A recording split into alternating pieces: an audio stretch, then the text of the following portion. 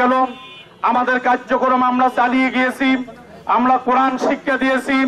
এই কোরআন শিক্ষার প্রকল্প যারা টালবাহনা করতেছে, অনত বিলম্বে সরকারের প্রতি, প্রধান উপদেষ্টার প্রতি, প্রধান ধর্ম উপদেষ্টার প্রতি আমরা ব্যর্থহীন কণ্ঠে বলতে চাই, শিক্ষকদের পক্ষ থেকে কোরআন শিক্ষার কার্যক্রম বাংলার ভূমিতে চেয়ে যারা বন্ধ করার ষড়যন্ত্র করেছে, এই ষড়যন্ত্র কখনো বাংলাদেশের তৌহিদি জনতা, এরপরে আলেম ওলামা, এরপর তৌহিদি জনতা সর্বস্তরের আলেম ওলামা এটা মেনে নেবে না, মেনে নেবে না।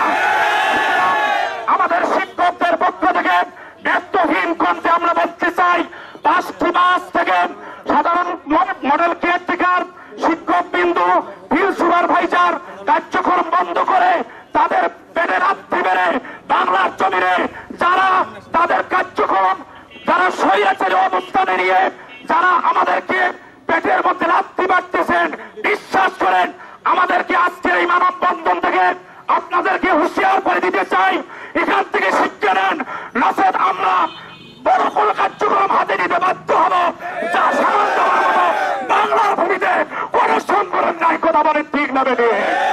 সুতরাং প্রিয় সংগ্রামী ভাইরা আমার, আমরা প্রধান উপদেষ্টা এবং প্রধান ধর্ম উপদেষ্টার কাছে সবিনয় অনুরোধ করে জানাতে চাই, আমাদের বেতন ভাতা ঈদের আগেই আমরা আমাদের বেতন বোনাস এবং বেতন পহেলা ফেব্রুয়ারি থেকে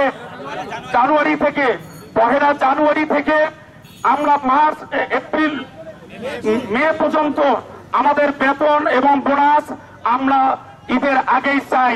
নচেত আমরা যদি আমাদের বেতন ভাতা ছাড়া ঈদ করি, আমাদের সন্তানদের, স্ত্রীদের, আমাদের পরিবারকে নিয়ে আমরা এর চেয়ে তীব্রতর আন্দোলন করে থাকবো, যা সামাল দেওয়ার মতো